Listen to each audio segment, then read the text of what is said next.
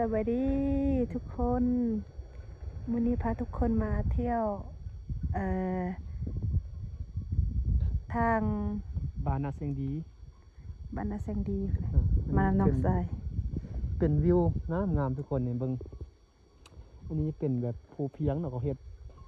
สาลีเฮ็ดทำนี่ก็จะเป็นแบบบานนี้ ดอกไม้อันนี้เนาะดอกอีหยังบ่ฮู้เลยงามนี่ไปออกกลายเป็นสีเหลืองๆเนาะสีเหลืองแน่แล้วก็ปนเหลืองแดงเนาะงามขนาดใดอันนี้เป็นจุดหนึ่งเนาะจุดหนึ่งที่เอาจุดชมวิวเป็นอีกจุดชมวิวนี้จุดว่าจุดชมวิวระหว่างทางเนาะทุ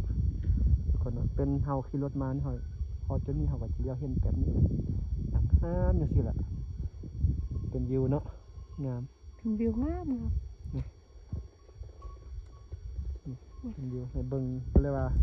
มาฮอดจุดนี้เนาะก็เลยว่าพากันมาจอดรถเนาะมาเก็บภาพเก็บวิวให้ทุกคนเฮาได้เบิ่งเนาะเป็นวิวงามจังซี่ล่ะถ้าผู้ใดเนาะได้ไปได้มาเนาะถ้ามาเขตบ้านไปทางบ้านนาเสียงดีมาฮอดจุดนี้ก็อย่าลืมเบิ่งวิวจังซี่งามเนาะตอนนี้เฮามาประมาณมัน12บ่12โมงเนาะมาแตะสวยแล้วช่วงนี้อากาศเย็นเนาะแดดมีแดดอยู่แต่อากาศมันมีลมเย็น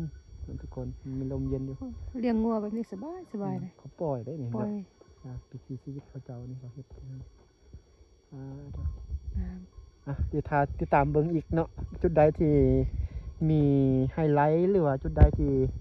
วิวงามเนาะหมู่บ้านบ่หรือว่าสิ่งอย่างต่างๆเนาะอยู่ทางหน้าเนี่ยเราก็จะเก็บภาพให้ทุกคนที่ติดตามเราได้เบิ่งกันเนาะเอาไปเบิ่งกันทางหน้าเอา